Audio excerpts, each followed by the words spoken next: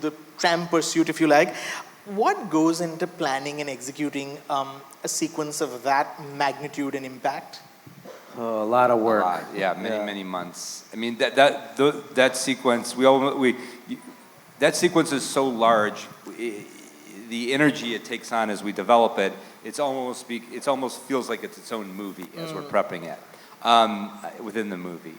But yeah, we spend a long time, again, like we were describing earlier with when we were started really looking at Danusha's work.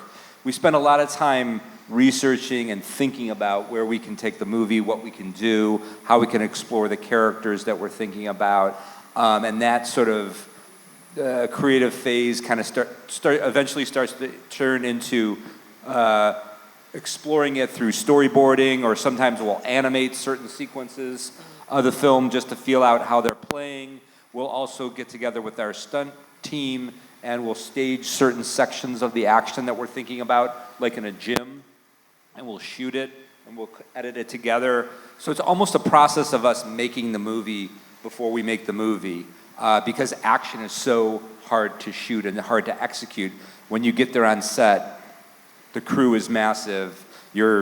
Sometimes you're using a location that includes like a major city square in a big busy city. You're asking for trams and all kinds of things. So you have to be highly organized by the time you get there. So we go through an exhaustive process of knowing how the sequence can work best and what the sequence should be before we get there. How many days did it take to shoot? Is it true that you shut off the city square for a week? That sequence from start to finish was 6 weeks. And a lot of revising, very intense work. The hospital scene, I think we probably shot that for a month. The fight in the hospital room and the sequence outside, because we kept revising that as well. Dhanush, you have these two very thrilling fight sequences with Ryan Gosling and Ana de Armas' character. What were those like to shoot? How much prep went into those? It was good fun. It was amazing to film those sequences. The stunt crew train you in such a way you are surprised, but you surprise yourself. I was very surprised how fast I could move. They prepare you so well. I got about a month and a half training, just training. They start from the very basics. How to move, how to stand, where your fist should be, your leg should be. They start from such basics, and I was thinking, like, I've done about 50 films, I've done so much stunts, I know all these things. Right. But then no, you don't. You're not ready for what's to come. They know it, of course. Right. So they prepare you step by step, take you step by step, and towards the end you feel like an actual pro. You need to be that good to, execute. Of course, you have amazing stunt team. They make you look so good, but it still takes so much preparation to look so good. So once I get there, once we started filming, it was really easy, and it was good fun to move so fast, and it felt really good. Right. But a fight scene is really like a dance, if you like. It's like you said, entirely choreographed. But also, it looks great if your dancing partner is just as skilled. And what was Ryan Gosling like? What was Ana de Armas like to shoot with? They both were really good. They both trained as hard, if not harder. They really gave it all. Meticulous preparation, meticulous training, and they were so good. Anna was really fast, really quick, and I still remember the first day I had to do a kick, and I had to raise my leg, and it could come to a point, and they were stretching my leg to make it easy for me, and then Anna just comes in boom, goes like this, and I was like, what? She was so good. And Ryan was so into his character. He'll try to make the stunt choreography suit his character and take it in and make it the gray man. Right. It's amazing. I learned so much from both these wonderful actors, and it was a great experience. Sure. Anthony and Joe, one of the themes of this film that I thought was very interesting was, the question of who can you trust?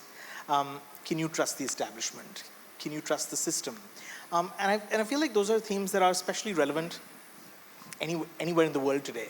Why were those themes that were important, or why were those questions that were important to ask and address? Yeah. Well, we have, Anthony and I like to infuse our films, even the big entertaining ones, with some level of connectivity to what's going on in the world today. Because we have anxieties about where the world is at the moment, and you can go into and watch this movie and come away with just the fun and the spectacle of it. Yeah. But you could also come away with a little bit more if you want it, which is a movie that sort of questions government systems and corruption and like I said, a belief in humanity versus a belief in a system, right? Because systems are corruptible. Right. And so at the end of the day, Ryan's character spends most of the movie rejecting corrupt patriarchies. His father was a corrupt patriarch. The CIA is a corrupt patriarch. And he's doing all of that in order to save the most innocent person in the movie, which is, Claire, played by Julia Butters. So that's really us in a lot of ways. And it's not dissimilar to the work we did on the Avengers movies or the Captain America movies that all sort of exist in this, space of, can you trust, can you implicitly trust bureaucracy? Yeah. And I mean, look, it's always, it gets even more sensitive, in terms of can you trust bureaucracy when you're dealing with a spy agency like the CIA. I think we always have anxieties. We all have anxieties about, well, what do we know and what do we not know, and who is doing what. And, these institutions, at the end of the day, they're only as good as the people who sort of make them up.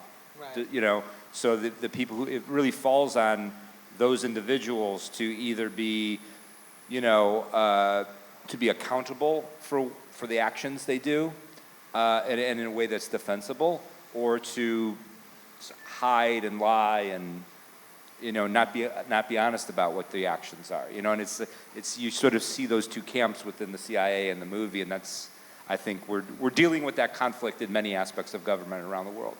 And it's really themes like that sort of ground the film in something more than just, in something sort of deeper and more than being just an action film, I suppose. Yeah, that's the intention, right? Is just to give it a little bit more shape and dimension. Yeah. And we'd like to make robust experiences. So you take from the movie what you want. Sure. If you want to take the thematics from it, great. If you don't, just go enjoy yourself and laugh and be thrilled by the action in the movie.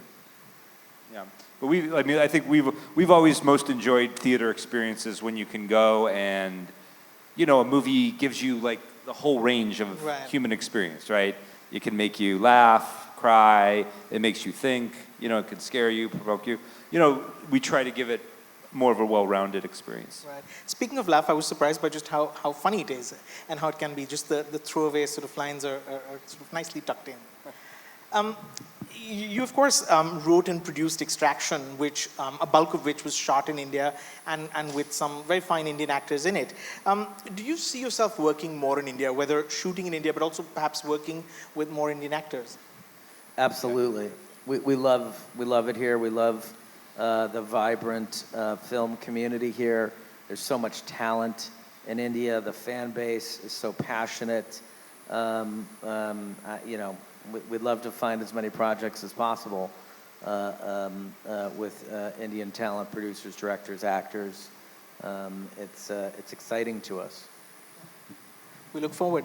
Dhanush, I have to end my bit by asking you, at the Los Angeles premiere, your boys were with you, your two sons were with you. What was that like? What did they think of the film? Did it make you the coolest dad in the world for that weekend? Who were they most excited to see? I'm the coolest dad in the world all weekends. Okay. He's the coolest guy in the world.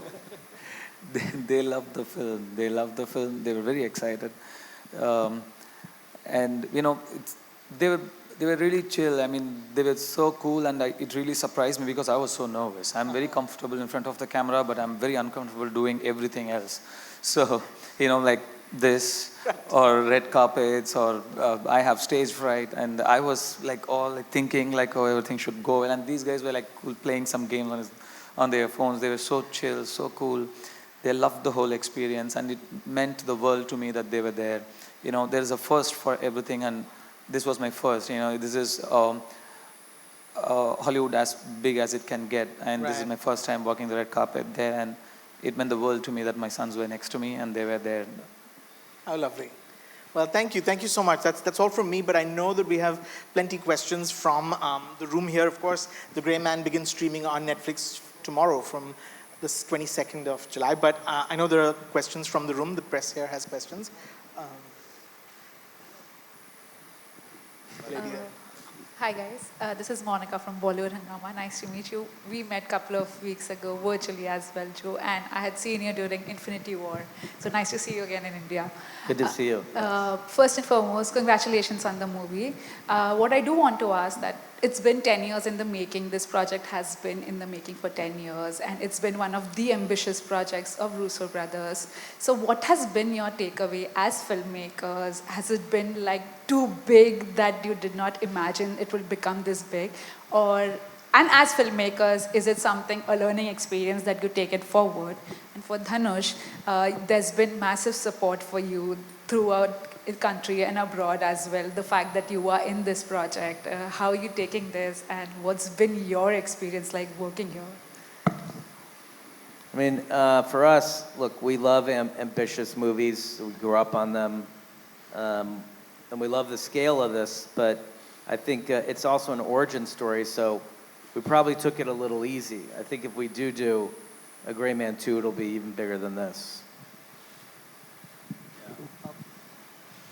The love and support from all around was very overwhelming.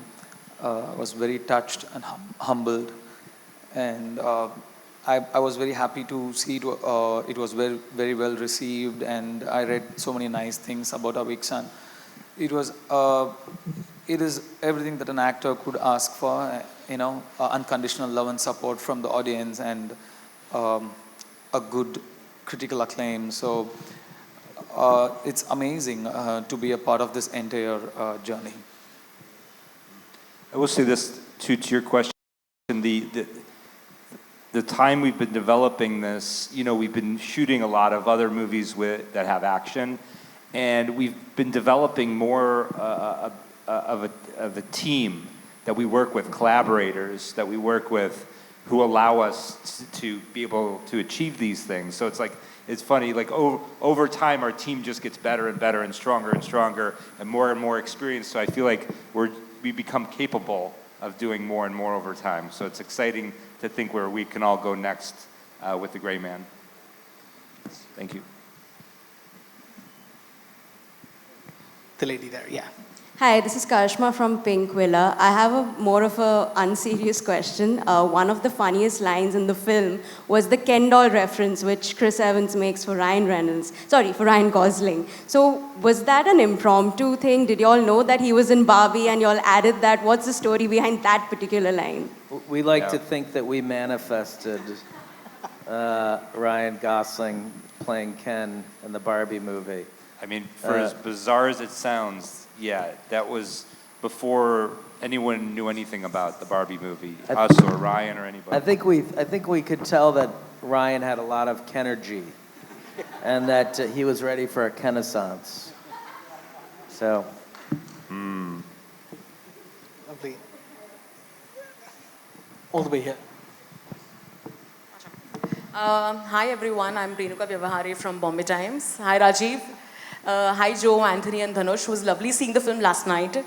I have two questions for Joe and Anthony. One was Avengers movies, okay? Everything is about no collateral damage. Like you cannot harm an innocent soul. Was it liberating for you guys to kind of let go of that and just go all the way? Like let's just destroy as much as possible, because now that we do not have those restrictions. And answer this and then I'll ask you the next question as well. Yeah, that's interesting. I mean, look, you always want to make sure that like the storytelling is very thorough, right? So you want to think about not just your lead characters, but everybody in a movie. So I think on one level, when we were making the Marvel movies, we actually appreciated the approach to collateral damage. You know, it's sort of, there's something, it keeps you sort of balanced, it keeps you grounded in some sort of respect for not just your lead characters, but any element of the storytelling, which is good. But yes, this is a little more of I mean, the movie is a little bit more of maybe mature sensibilities, The Gray Man, than the Marvel movies. Maybe more adults. And because of that, it can get a little harder in terms of what the world is and how harsh the world can actually be. But at the same time, we're trying to create a balanced movie that is also entertaining. So we still want to keep ourselves balanced on that level, even in The Gray Man. And my second for Joe, I think, is the whole thing about, I think Karishma addressed this question, but Chris Evans' character, I think it was something else, because Chris Evans in white tight pants and a mustache, and him talking about sexy Tamil friend, and referring to Ryan Gosling as cute, cupcake, pumpkin. I think you guys had absolute fun making that character, isn't it? We did, and I think Chris had a lot of fun with it. I mean, he's supposed to be this flamboyant sociopath who is the opposite of the Gray Man. He likes to he likes to draw attention to himself when he walks into a room. He's a chaos maker. He doesn't like to think things through. He operates on instinct. He's very violent, and he doesn't care who's standing in his way. And I think that's what Dhanush's character realizes near the end of the film, is that he's gotten, he's working for, a complete madman, and especially when he starts talking about killing a small girl.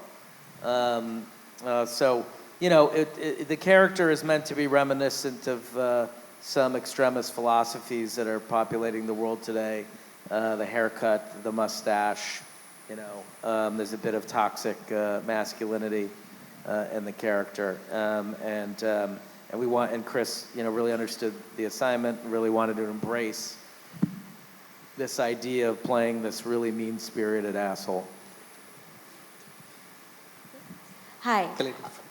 Hello, hi. This is Bhavna from India Today. Welcome, firstly, and really enjoyed the film, and I know that everyone here is going to enjoy it as much.